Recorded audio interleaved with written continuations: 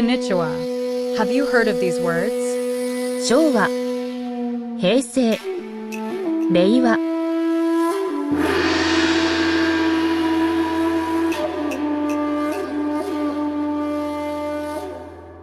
Today, let's quick dive into the fascinating world of Japanese era names, a system that has been in use for centuries. Let's unravel the mysteries behind these unique designations and explore how they shape Japan's rich history. The Japanese era name, known as 年号、 also called as 元号、 is a traditional calendar system that identifies years based on two elements: the era name and the year number. 相談中部。よろしくお願いいたします。The name of the era, which is the first part of the system, changes with each emperor's reign. These names often reflect significant events, cultural shifts, or the emperor's aspirations. For example, the Heisei era began in 1989, and the recent Reiwa era started in 2019. Following the era name, a number indicates the specific year within that era. The first year is called 元、 followed by 年、元年。 The concept of era names originated in Imperial China around 140 BC during the reign Emperor Wu of Han. Japan adopted this system in 645 AD during the reign of Emperor Kotoku. The first assigned era name was Taika, celebrating political and organizational changes stemming from the Taika reform of 645. Each era corresponds to the reign of a specific emperor. When a new emperor ascends the throne, a new era name is chosen to mark the beginning of their reign. The era name is used alongside the year number within that era.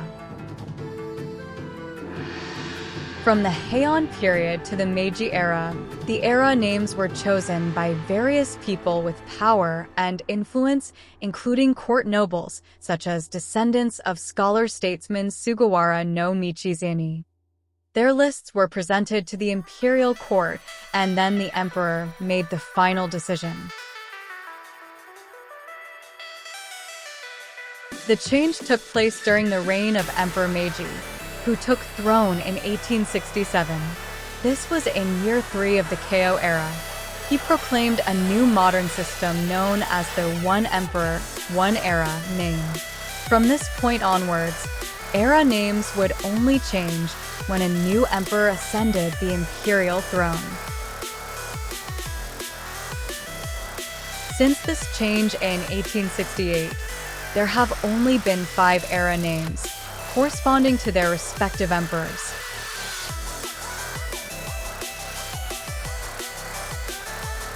When a new emperor ascends to the imperial seat, a new era name is needed. While the imperial era name is connected to the new emperor, he does not play a role in the selection process. That honor lies with the parliamentary cabinet, who choose from a list of names suggested by Japanese bureaucrats and scholars. The name-choosing process is precise and orderly, and they need to follow national guidelines based on the era name law. The name should reflect the highest of Japanese national ideals. It should consist of 2 kanji characters, should be easy to read and write. It cannot have been used in a previous imperial era name combination and cannot be commonly used in today's Japanese vernacular. Showa holds the record as the longest era, lasting 64 years. よろしくお願いいたします。 Remember, when you're on your journey to learn Japanese, understanding their culture, including the significance of Japanese era names, can greatly enhance your experience. Especially if you're living in Japan, Knowing about this matter can be incredibly helpful.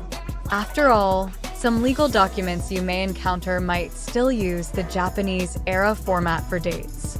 So, embrace the richness of Japan's history and let it guide you as you continue your language learning adventure. Thank you for watching, and I hope to see you again on my next vlog. 見てくれてありがとうございました。